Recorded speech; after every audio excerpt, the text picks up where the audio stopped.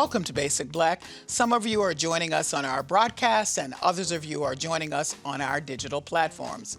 I'm Callie Crossley, host of Under the Radar 89.7. Tonight, Black Men Speak. A week ago, 13-year-old Tyler Lawrence was buried.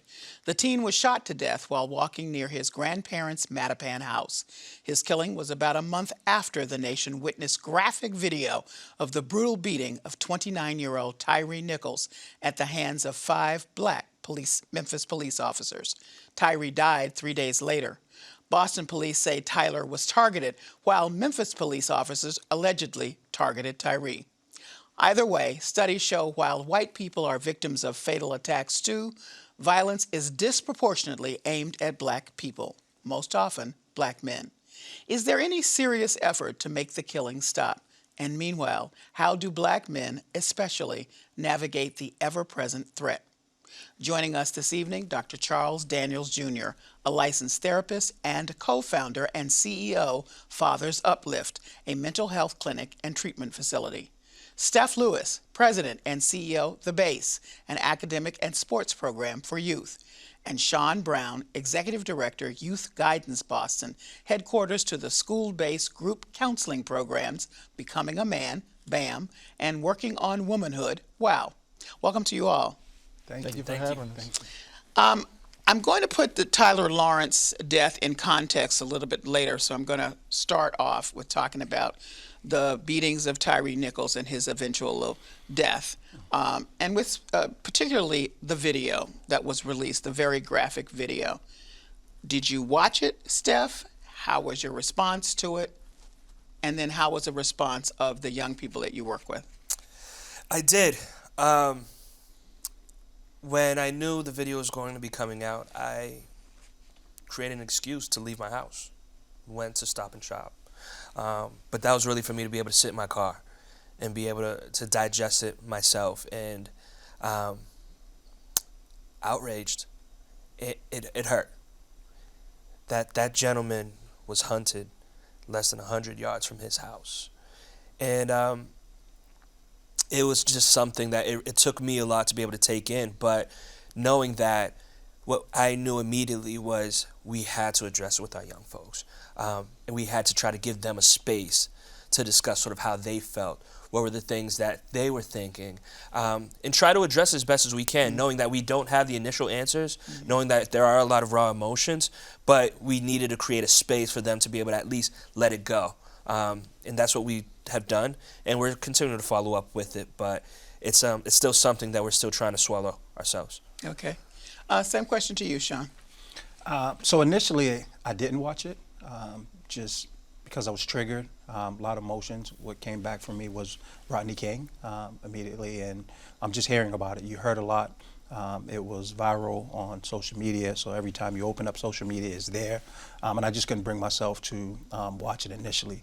But then I thought about the responsibility I have as a father, the responsibility I have as a leader of youth guidance, and that responsibility to young people.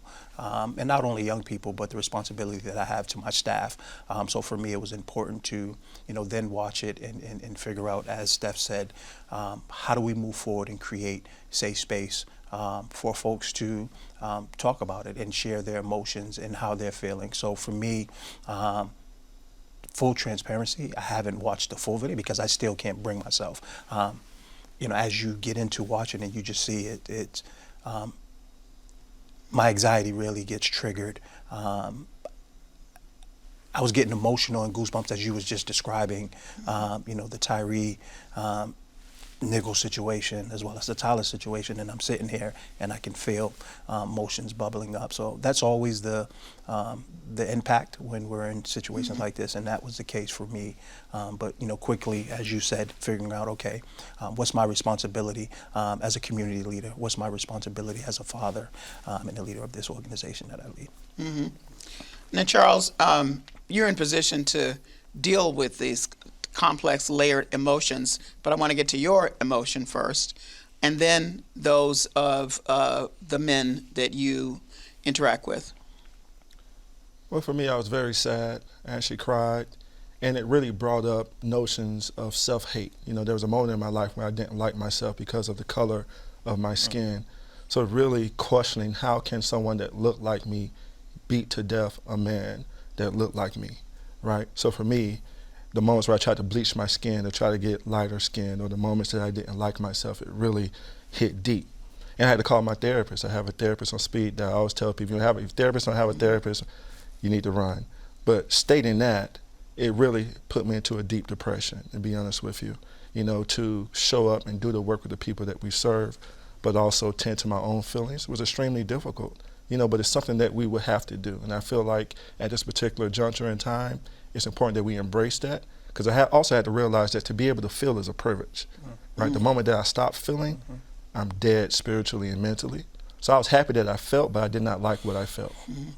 Yeah. Well, full disclosure, I could not watch the video, and still haven't, for a lot of reasons. I know it's available everywhere, but couldn't do it. Here's the thing. We know that these scenarios have happened many times over the years. You referenced Rodney King. For those people who don't know that, Rodney King, many years ago, ordinary motorist was pulled aside by Los Angeles cops, and that was the very first video of the kind that we're accustomed to now, that was shot by a neighbor, where you see them just mercilessly beating him. He survived, but it had an impact on the nation. And so did this Tyre Nichols case, so much so that during President Biden's State of the Union address, he spoke about Tyre Nichols, and here it is. Public safety depends on public trust, as all of us know. But too often that trust is violated. Joining us tonight are the parents of Tyre Nichols. Welcome.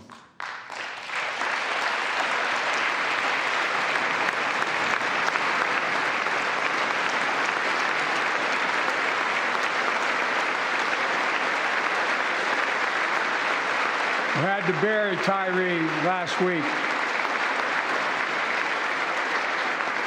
As many of you personally know, there's no words to describe the heartache or grief of losing a child. But imagine if you lost that child at the hands of the law. Imagine having to worry whether your son or daughter came home from walking down the street, or playing in the park, or just driving a car. Most of us in here have never had to have the talk that brown and black parents have had to have with their children. Bo, Hunter, Ashley, my children, I never had to have the talk with them.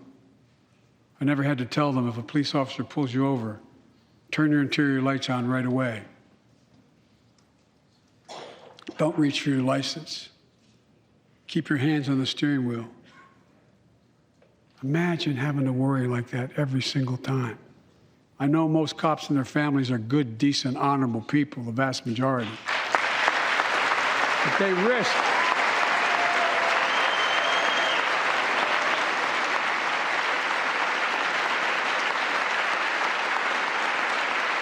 And they risk their lives every time they put that shield on. But what happened to Tyre in Memphis happens too often. We have to do better. So it was important to hear the president from his bully pulpit talk about this case, because it has taken on kind of the kind of national attention that George Floyd's murder did. That was also captured on camera. But he raised a point that I want to talk to you about, which is the talk. Black families are very well aware of the talk. He described it perfectly.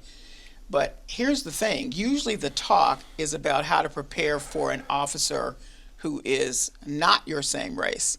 We have in Memphis at least 5 officers, I'm saying at least now, more have been pulled aside, who look just like Tyre Nichols, the 29-year-old black man that they pummeled to the point of, almost fatality, because the next 3 days he died. Allegedly, they pummeled him to that.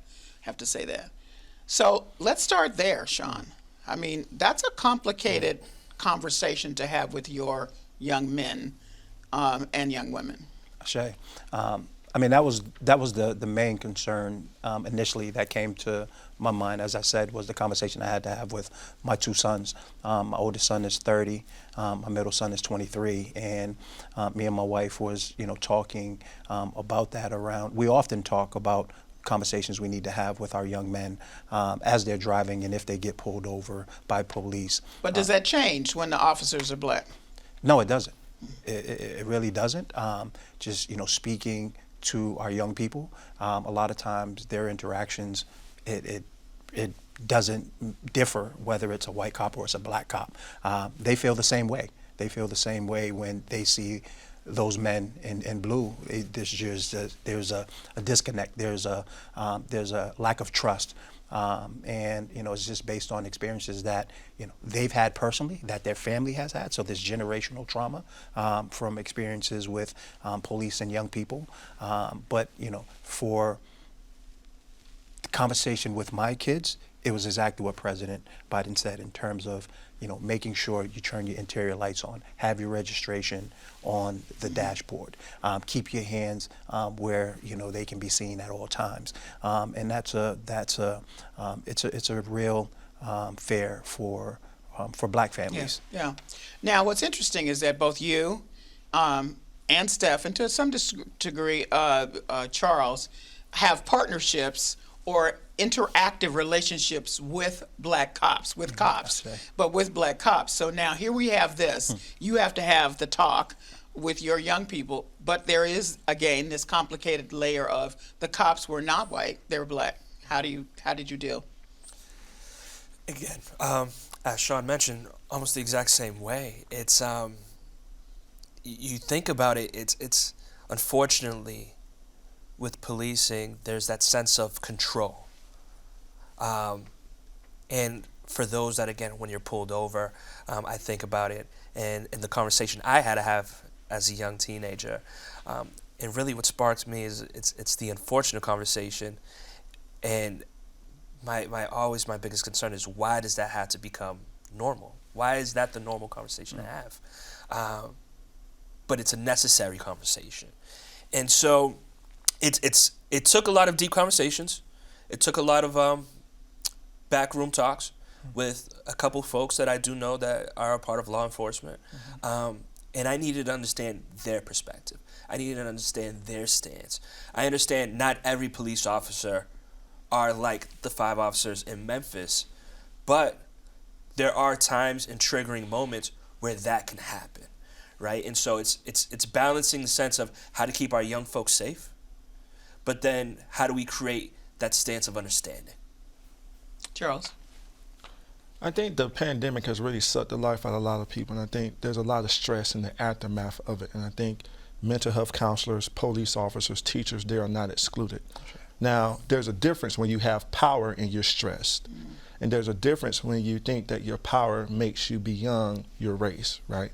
Like, somehow, because I wear blue, I don't have the same issues as black people. Now, that's the furthest thing away from the truth, but we do have some cops that really believe that.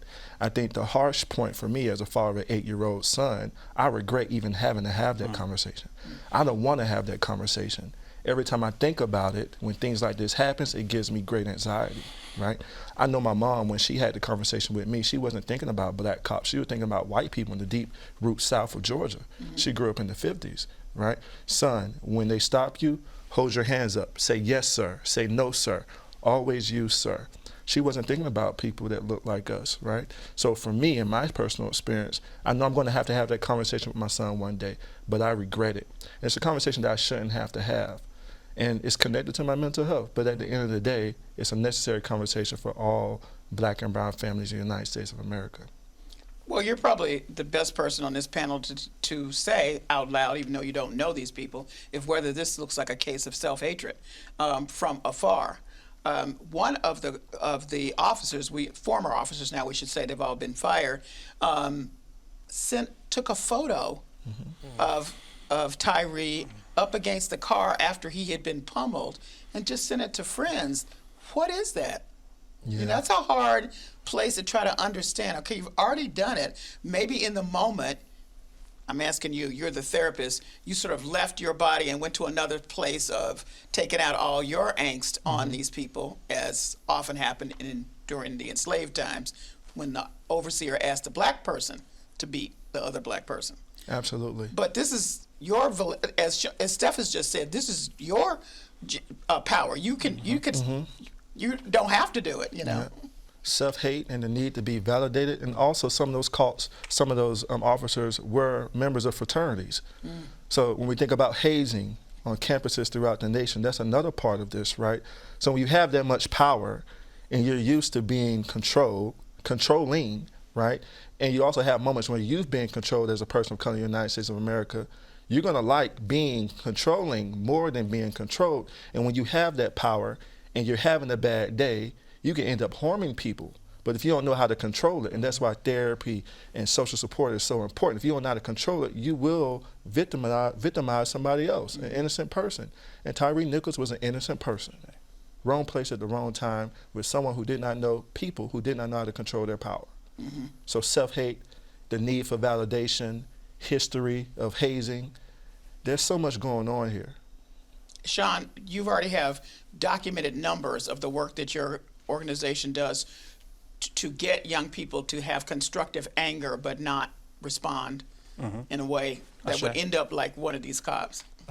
Yeah, so you know, that's speaking to one of our core values. You know, we have 6 core values that we abide by for our young kings and BAM. That's integrity, accountability, self-determination, positive anger expression, respect for womanhood, and visionary goal settings. The positive anger expression is the one that you're speaking to, that we really instill in our young kings around having them understand that anger is a normal expression, but how you channel that is a choice.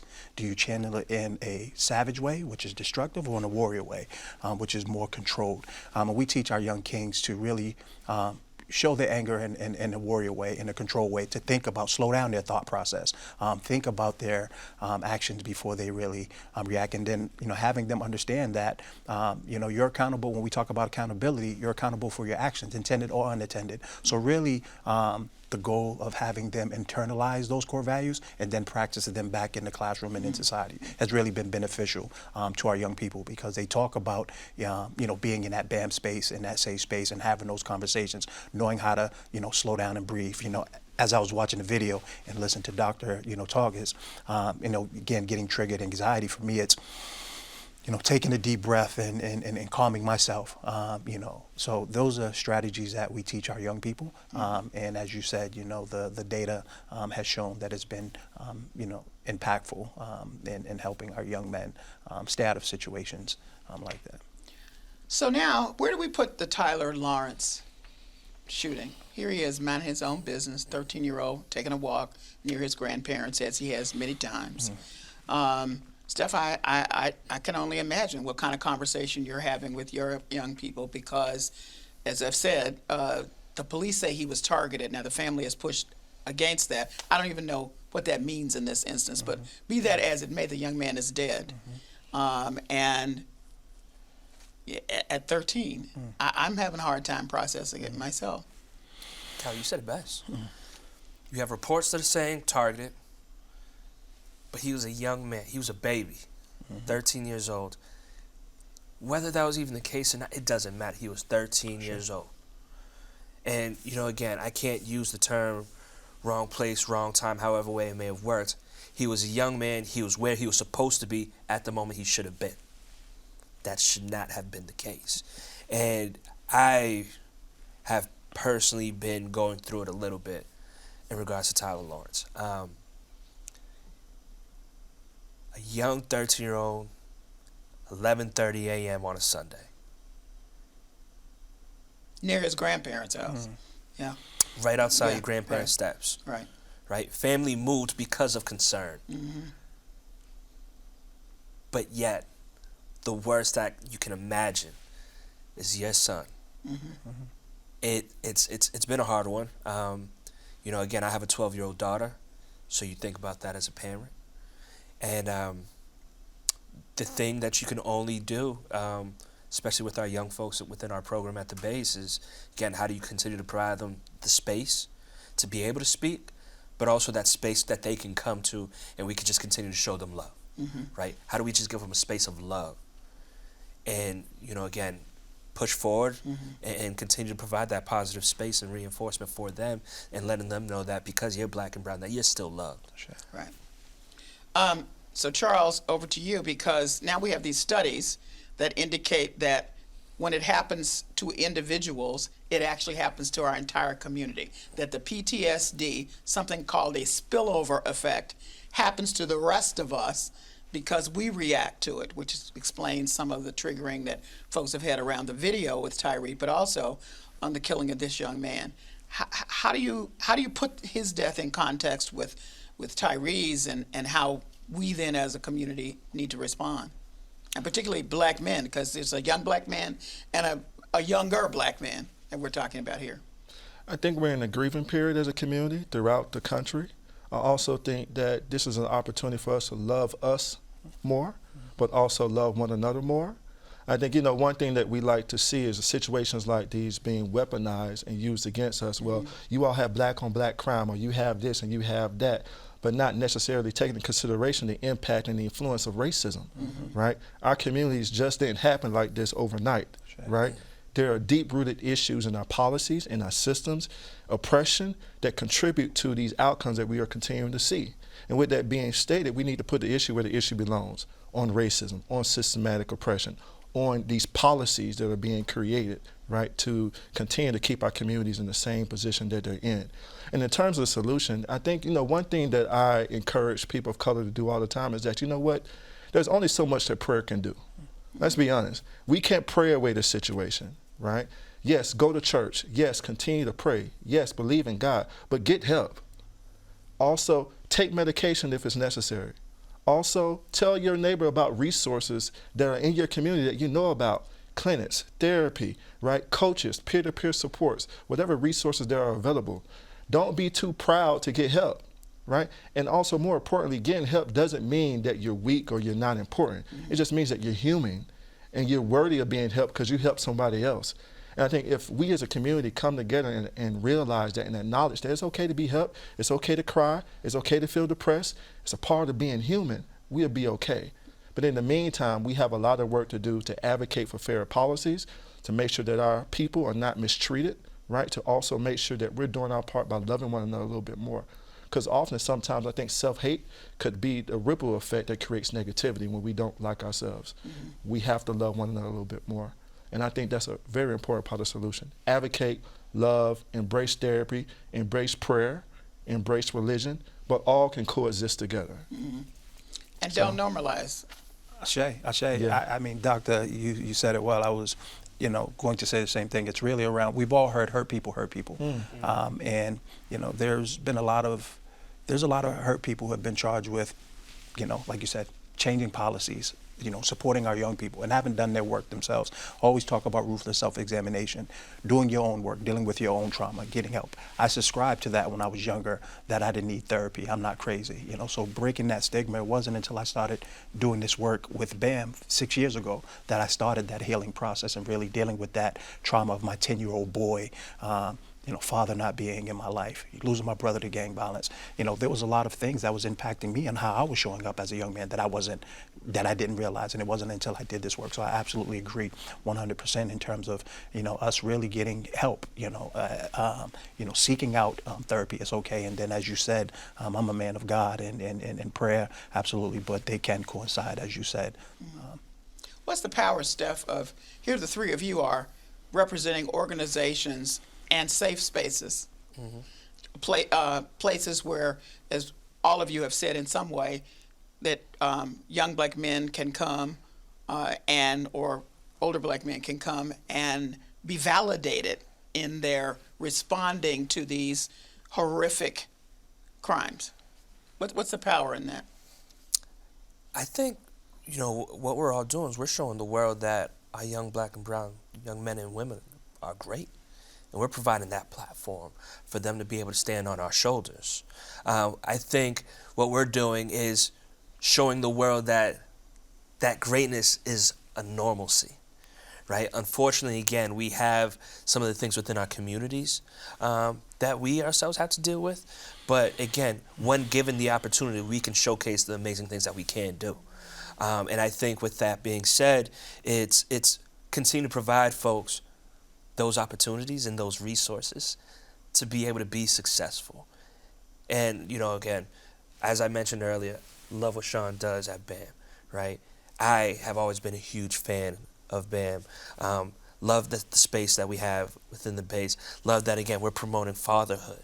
Because, again, these are all the things when you're talking about social emotional, when you're talking about the lack of father. No, we have folks that care. We have folks that really want to give back for our young men and young women. And we're providing those spaces for that to be there. And it is a sense of normalcy. It is something that should be happening around, and it is something that we all stand on. Very quickly, tell me how you saw some of the young people you had to talk to after these incidents respond to the fact that you're available, black man yourself, speaking about these things. Real quick. It was something that they just felt and that they known. It's that reassurance that this is the right space, that I'm around the right people.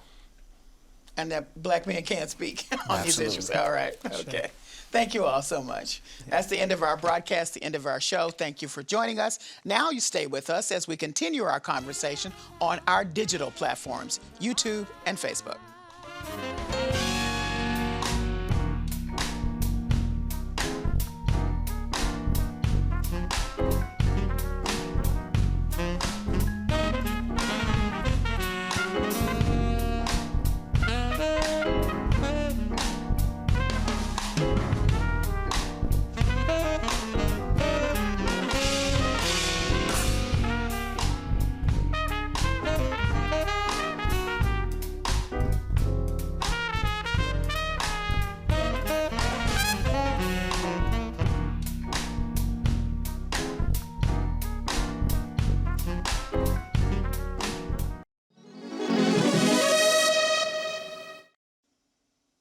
I'm Callie Crossley, host of Under the Radar 89.7. We're on YouTube and Facebook with our post show, continuing our discussion on Black Men Speak. And speaking back to two very closely, in terms of dates, horrible incidents that happened recently, one locally and then one nationally. You know, the question that everybody asks is, how do you keep it from becoming normalized? Because one of you said, I think it was you, Sean, when you heard about the incident, here we go again. And that is a reaction to thinking in your mind that it's going to happen again. And I don't feel comfortable saying this will never happen again. In fact, I think there's probably more of it. We just not record it. How do you deal with that? It's a tough one because, again, it's we're in an era now where everything is accessible because of technology, cell phones, and that's the first thing that especially this our generation does now is anything that's happening, the phone's out there recording. So to say how do we stop it, or if it does stop, I don't believe it does. As you said, in the past, this has been going on for years. The difference now is that it's being televised, it's being recorded. But how do you keep from thinking of it as normal? And if in some way stop the expectation that it's going to happen again, even if you feel that it's going to happen again? Continue to have conversations, create that safe space, but at the same time, we've become desensitized to a lot of this and numb to when these happen. So how do you create that space where not only we're creating that space for young people, but we're creating a safe space for men to have these conversations. We're creating a safe space for our community to have to have the conversations. Then talk about what is the solution to solving. Like it's a bigger, it's a bigger question or task than just doing it within our program. It's how do we connect as us three organizations and do that work and be able to have that conversation. But for us, it's about definitely creating the space to have the conversations. A lot of people don't have the opportunity or the space to express that. So when they do get the opportunity, it's something that keeps going and going. But I feel like if we're creating these safe spaces for communities, we're able to talk about it, deal with it, and then get to the solutions. We know what the problem is. How do we, as you say, solve for not making this become the norm? How do you guys think we prevent even a little bit accepting it as normal? Yeah. Well, one thing that my wife Samantha, shout out to her, the co-founder, she helps me a lot. Like, and I can tell one day she do it on a personal level. Like, I get anxiety when I get ready to take my son to school, right? I'm frantic. But she said, you're going to continue to take him to school. You're going to walk him to that bus stop. we have to keep living. Even my daughter to daycare, still difficult process. Do it anyway. If I want to walk outside, walk, right? If I want to run and work out, do the things that I may be afraid to do because I keep seeing these things happen in real time. So I think the way to not normalize is to go against it, continue to live. Once we stop living, it's become normal, right? The second piece is continue to talk about it. Like Brother Sean said, we need to have these conversations. And last but not least, one thing that I like to do is if we hear something that could significantly impact the people that we serve, these black and brown men that we serve, say something, right? If you see a policy that you know that will negatively impact them, say something. If you see a politician that's saying something that's not going to go in the favor of the people that we're serving, say something. Don't be quiet. So those are the three things that my wife helps me do, and that helps me not normalize the situation because it's easy to normalize things like this. Yeah. Yeah. What about you? I couldn't agree anymore. I think the biggest thing is, as we said, we have to continue living. We have to continue pushing through, and we have to continue raising our voices. And when we're continuously speaking up on these issues, we're continuously showing where we care and where we lie. The sense of normalcy is a sense of being complacent, and that's a sense of acceptance. This cannot be something that we as a people accept.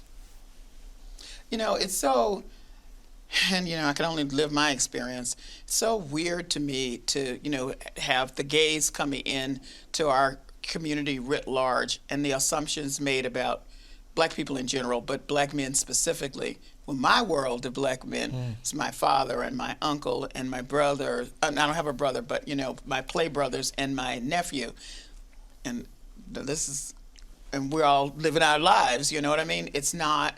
Now, do I have anxiety about my nephew all the time? Now I do, and that's my journey to try to fight against that because I hear what you're saying, but it's sad that just to see the three of you here for a lot of people is going to be a little startling. I'm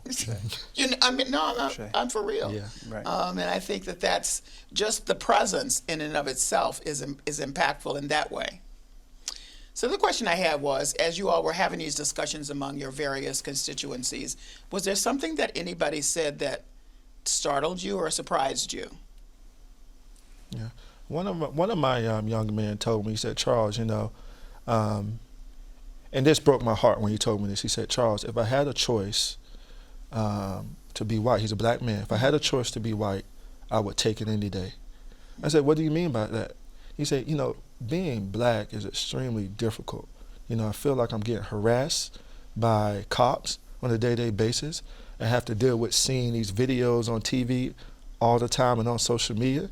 And yes, people say don't watch it, but social media is an important part of my livelihood. This is what he's telling me. Broke my heart, right? But it's the reality, right? And for me, it speaks to the importance of we got to teach them how to love themselves despite seeing these things in the world that suggest that they're not valuable, right? How do you love yourself and what does that look like? And these are conversations I'm having with my son now. You are a handsome, chocolate young man. Don't never let anyone tell you that. I mean, this is what I'm telling my son every day to let him know that it's okay to be a person of color and you can walk in it. You're special despite what I know you're going to see when you get older. You know what, I think it's hard for a lot of people because we think about those 5 black cops. There are more now, but I'm just using the original 5. And you wonder, what happened to them? Yeah. They got to talk. Well before they were police officers, they got to talk too. So they intimately know what it is like to be at the other end of unprovoked violence. So it's really hard and painful to say, and I can only imagine what Tyre was thinking as he's being pummeled. You know what it's like to be on the other end. And oh, by the way, if you didn't have this uniform on, you could be me. It's hard to reconcile that, y'all. I'm just going to say. No, I think to my answer, as I think of one of the things that was mentioned to me, it was exactly that. I had an old alum who was a part of our program some years back, swung on by our space, and as we started getting to talking, he mentioned that was me. He was out of state. He had an incident in which, again, there was a heavy hand that was laid upon him.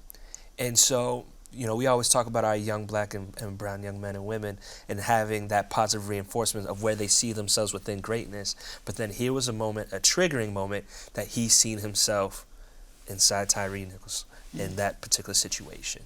And it was, it stops you. It stops you. And unfortunately, again, that was his reality. And that's the reality of far too many people. Yeah. I mean, that's just heavy, y'all. I'll say. Sean, do you want to respond to that? You know, these kings said it. That's exactly what, you know, I heard from, you know, one of the things I heard from the young man that I was talking to, who has had some challenges, you know, coming up with law enforcement and things of that nature. And just like, I can't win for losing. Like, you know, if it's not the white cop, it's, you know, it's us. You know, we always talk about black on black crime, and then, you know, we can't trust, you know, the police officers who are supposed to be there to protect us. And truthfully, this young king says he doesn't know how long he's going to be on, you know, on this earth, whether, you know, he's gone because of the streets or, you know, law enforcement takes life. It's just like, how do we win, you know, and that's the conversation. And trying to just speak life into, you know, kings when, you know, that's their mindset. It's tough and it's heartbreaking. It's heartbreaking because, you know, for me, I truly know the power between a caring adult and a young person, and trying to pour into that young person, and trying to have that young king see the good in officers. I think we talked earlier about relationships that we have with police officers. I have some great relationships with officers who actually come in and talk to our young people in the program, and it's been a challenge, you know, for our young people to accept them in that space. Then I've had conversations where I've checked in on officers, like, how are you doing with everything that's going on? And, you know, I've had a young man who I mentored who's a police officer say, it's crazy to watch how folks change on you in the community. Like, he's lost friends and because of situations like this, and now he's seen as. So it's a battle. It's a battle on both ends. And for us, it's really important to continue to have those conversations on both sides and bring us to, so for us, it's listening to the young people. And the same thing on the other side when we're dealing with officers. You know, how are you feeling? Giving them the same opportunity and space to share their emotions and feelings and figure out how do we have that conversation, because the conversation is needed. Yeah, well, I think all of you have made it very clear that validating the feelings is really important, because I think maybe people wouldn't understand that if you're being given the talk, part of the underlying piece of that is that you're being told by external forces, oh, this doesn't happen. Yeah. Oh, this never happens. Everybody's here for you and all of you. So you have to get to a place where you're sort of living your life, but recognizing that you have to live your life with a certain other kind of attentiveness. Yeah. You know? Yeah. Can I say this, Kelly, too? There's one thing that I feel like, well, what we're working to do better is, you know, I think we have a lot of conversations about how to struggle with the people that we serve. But another important conversation is how to deal with success, right? How to deal with power when you get it. You go from struggle, you go from being the one that's being pulled over by the cops, and then you get some power, and then you forget where you come from, right? That's a very important conversation, and we've seen it happen time and time again. You know, we get people out to struggle, they get successful, then they forget, something happens, they go back to the struggle. So how do we prepare the people that we're serving, our young men and women, to deal with success, right? To deal with power. Because often when you come from a place of poverty or experiencing severe racism, when you get out of that and the ego switches, you forget where you come from. And we want to make sure that they don't forget, right? How can you use that as a lesson to move forward? Don't ever forget. Survive, remember, and apply and move forward. So I think conversations to prepare them for success and power is very important. I think we have to do a little bit more of that. Well, I think it's a good place to end. Thank you very much for your insightful comments, all of you. I really appreciate it. Thank you for having me. Thank you. Pleasure.